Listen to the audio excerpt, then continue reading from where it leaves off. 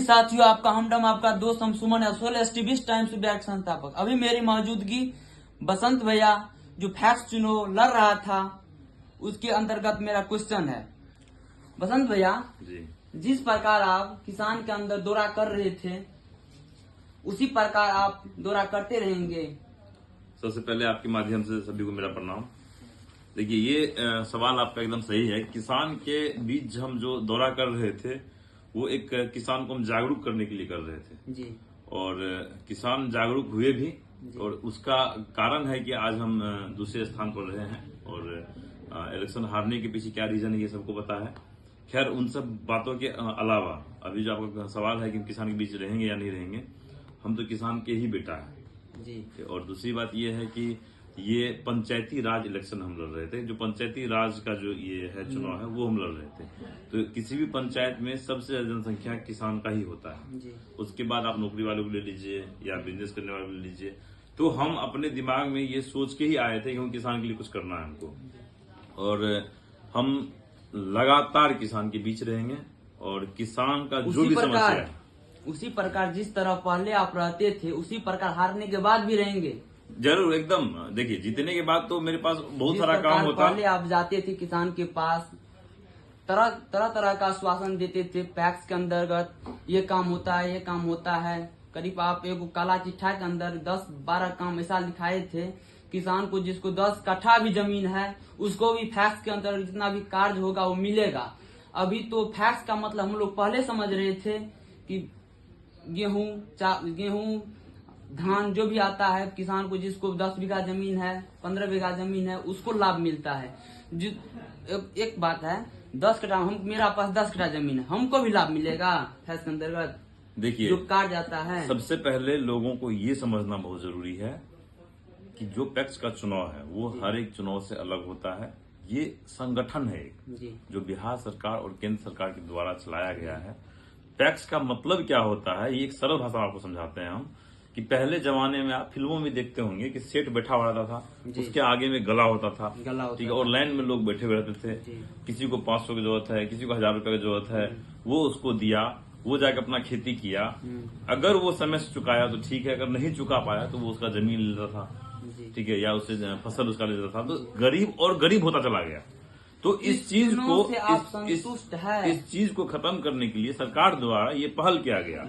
जो ये प्राथमिक कृषि साख समिति जो है, जिसके बारे में हम बोले थे कि ऋण साख समिति भी होता है, इसका मतलब वो एकदम सही है, ठीक है, वो दोनों मीनिंग एक ही है। तो ऋण जो हम बात बोले थे वो आज भी हम बोल रहे हैं, जो चुनाव के दौरान बोले थे हम आज भी बोल रहे हैं। इसका मतलब ये होता है कि आप किसान को मदद कीजिए, ठीक है। वो सरकार के, अब सरकार तो हर किसी के पास डायरेक्ट पहुंच नहीं सकती है, तो सरकार एक आदमी को गठित करके खड़ा कर दिया है एक पंचायत में कि हर एक किसान की आप समस्या समझिए, उसकी समस्या आप आगे तक पहुंचाइए, सरकार तक पहुंचाइए, और सरकार से जो बन पाता है वो आपको दे रहा है वो किसान तक आप दीजिए।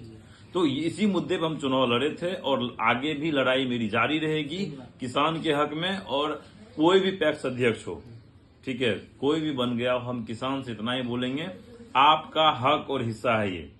आप किसान, आप जितने भी किसान हैं वो आपके लिए चुने गए हैं, ना कि वो थाना के लिए चुने गए हैं। आपके लिए चुने गए हैं। वो सबसे पहले किसान के लिए चुने गए हैं। वो सबसे पहला दायित्व बनता है उनका कि वो किसान के लिए काम करे। धान खरीदना ठीक है, इसमें है, गेहूं खरीदना इसमें है, लेकिन उसके अलावा जो हम 15 पॉइंट लिख के दिए थे लोगों के बीच में, आज भी हमको याद है और हम बिना पॉइंट देखे आपको बोल सकते हैं कि आज पैक्स अध्यक्ष के जो चुनाव के दौरान हम बोले थे, हम आज भी बोल रहे हैं कि पैक्स अध्यक्ष के घर पे ट्रैक्टर लगा हुआ है। उस ट्रैक्टर का काम है कि जो आप अगर प्राइवेट ट्रैक्टर से आप खेती करवाते हैं, जो 1 बीघा प्राइवेट ट्रैक्टर आपको 2000 रुपए बीघा अगर जोतता है, तो वो ट्रैक्टर 40% कम रेट पे आपको मिलेगा। आप उससे खेती करवाइए। मेरे पास एक किसान है, आप देख सकते हैं, तस्वीर घुमाइए कैमरा। आपको फैक्स के अंदर 15-20 साल से जो हो रहा है, आपको कुछ लाभ मिला है? फैक्स के अंतर्गत जितना कार्य आया है उसमें से एक काम हमको बता दीजिए, कुछ मिला है अभी तक?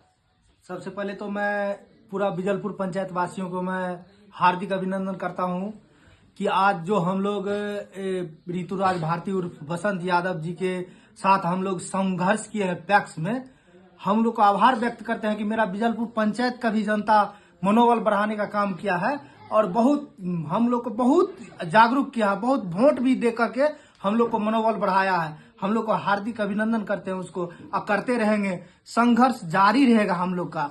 हम लोग पीछा हटने वाले नहीं है, जाते रहेंगे, जनता को जागरूक करते रहेंगे। कुछ मिला है अभी तक? बिल्कुल, हम वही पे जा रहे हैं मुद्दा पे। हमको तो कुछ पता ही नहीं पैक्स के बारे में था, लेकिन अब से जब से ये ऋतुराज भारती और बसंत यादव हम लोग को जागरूक किया है, तब से हम जाने की पैक्स में इतना सामग्री आता है।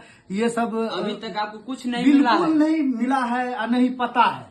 तो अब जागरूक किया है तो आप जानते हैं। जब से बसंत भैया क्षेत्र में उतरा है उससे कुछ आप जागरूक हुए हैं? बहुत जागरूक हुए हैं। मेरा बिजलपुर पंचायत का जनता और अदर पंचायत का भी जनता जागरूक हो गया है।